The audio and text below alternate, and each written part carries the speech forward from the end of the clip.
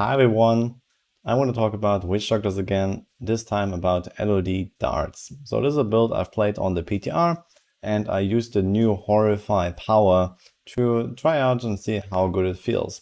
It has been one of the better Witch Doctor builds for a while. So while it's beaten by Necromancer as a push build, for farming in particular you have a lot more utility on this setup. And you have like better protection for your Squirt's necklace, for example, and you're not so squishy and these kind of things.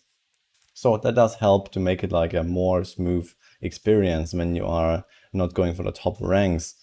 And it's actually not really that bad. So you see me here, this is like my first try, just then going into 105. I was also taking this all the way to like 110. And this is not with like mega optimized gear at like 1600 gaunts.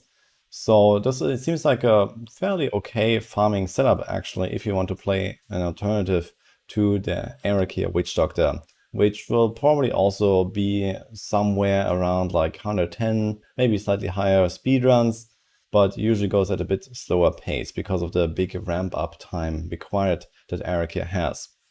So I usually do like 3.5 minute runs. It's kind of slow for speed runs these days. But yeah, you have the big power on Arakia that makes it still kind of efficient, just not really in terms of gear. And this actually feels very fun. So the Dagger of Darts is a really cool effect where your fetishes shoot those poison darts.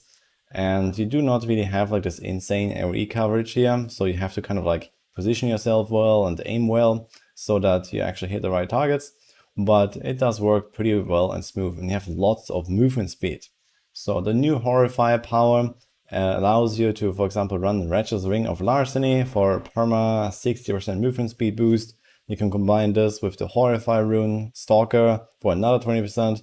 And then you have the Shukrani's Triumph and the Spirit Walk. So you get like 180% movement speed bonus pretty much permanently. As long as you are like, running around between packs. You see I'm like flying through those rifts.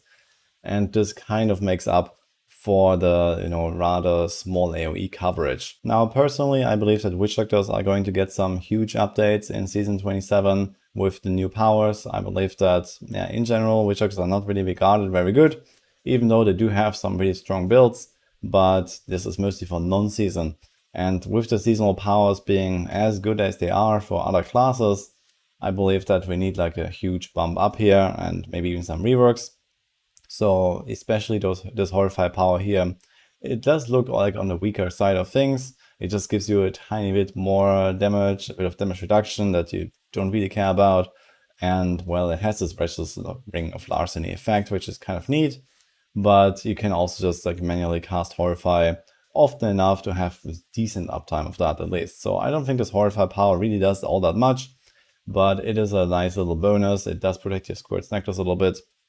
Maybe this is gonna get buffed to like higher values at least, maybe a bigger radius, I don't know, or maybe it's gonna get completely scrapped and reworked and you get something out of really fancy new stuff. But I just wanted to highlight this build here because it was fairly solid, fairly fun, and it does allow for fairly efficient farming on the Witch Doctor. But when you take this build into a pushing scenario, here this is like a GR 130 that I've tried briefly, it does definitely show that Horrify can also be a downside.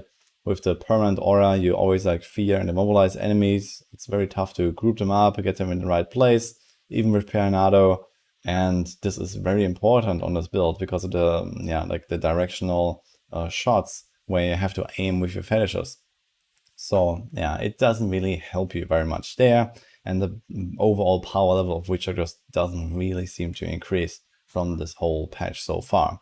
So this is why I think there's going to be some updates that really make it way better, and let's see what happens. But for now, at least for farming, I guess this would be maybe a go-to build for me, because I've been trying to farm with Arakia in the past, and while it's quite powerful and efficient in terms of XP farming, it does feel a bit too slow to ramp up for my taste. Either way, the build doesn't really change all that much right now, so you can just go and read the current Maxwell guide if you like. We have it there, I have it in the description.